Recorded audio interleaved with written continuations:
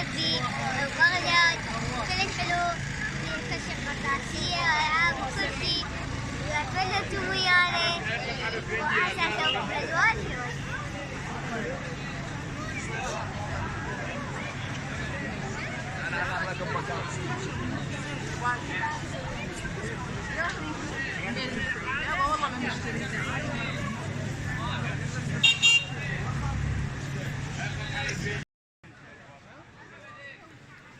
أنا الذي نظر الأعمى إلى أدبي وأسمعت كلماتي من به صمم.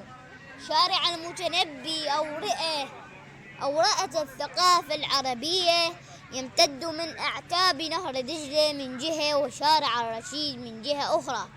يقع شارع المتنبي بين منطقة بغداد القديمة الميدان حاليا وبين شارع الرشيد.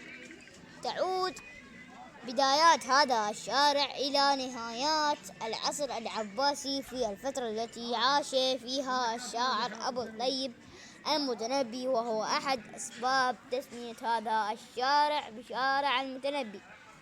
وأنا أسير في شارع الثقافة والأدب، شارع العلم والفن، أشعر بمشاعر جميلة وأنا أشتم رائحة الكتب والقرطاسية واللوحات الجميلة. ومما زاد من طيب عبقها إنها امتزجت برائحة المطر الجميل الذي هطل علينا ورائحة قبة السراي المميزة وشربة حج زبالة الشهير. قصة الوجه بس هو شلون الوجه هو غير شلون مربع وشنو؟ كان شارع المتنبي يجمع الناس يوم الجمعة فقط، أما الآن فالشارع نشيط في كل أيام الأسبوع ولساعات متأخرة من الليل. في هذه الزيارة لم أشتري كتب كثيرة لأن عندي كتب كثيرة ما قرأتها لحد الآن. فقط اشتريت كتاب عجائب الدنيا 100 وكتاب أطلس العراق والوطن العربي والعالم. أيضا كانت لدينا وقفة عند الرسام عمار الذي رسم صورتي مباشرة باستخدام قلم الرصاص وبوقت قصير جدا. حبايبي المتابعين، لا تفوتكم الفرصة في زيارة شارع المتنبي لأنها ستكون ساعات مميزة في حياتكم. وإذا عجبكم الفيديو لا تنسون اللايك والاشتراك وتفعيل جرس التنبيهات حتى يصلكم كل جديد. وإلى اللقاء.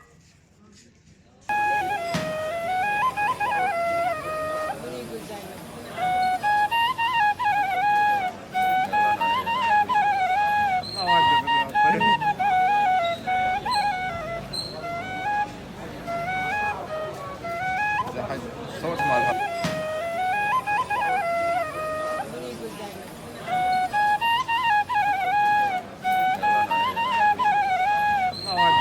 ما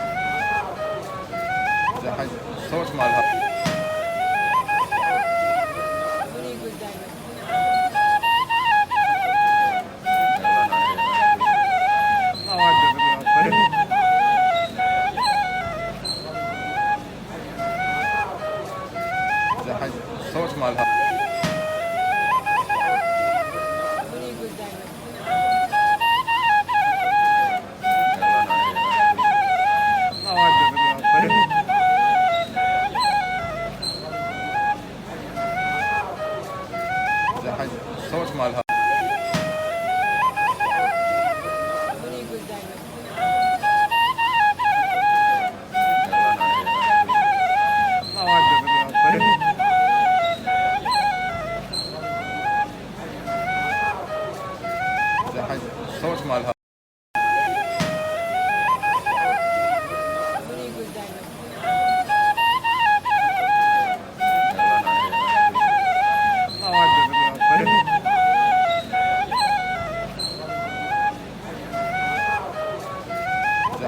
صوت مالها.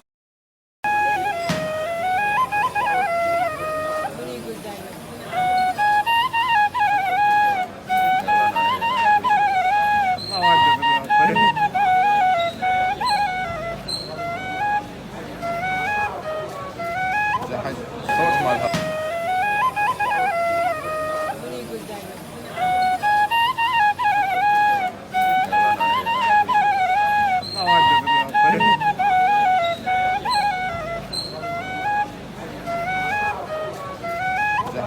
صوت مالها.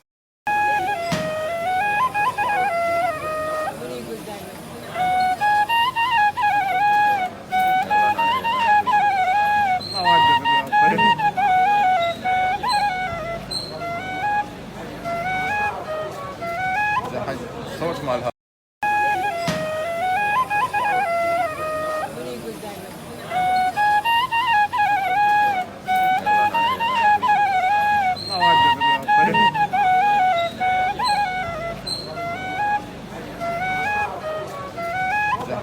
صوت مالها.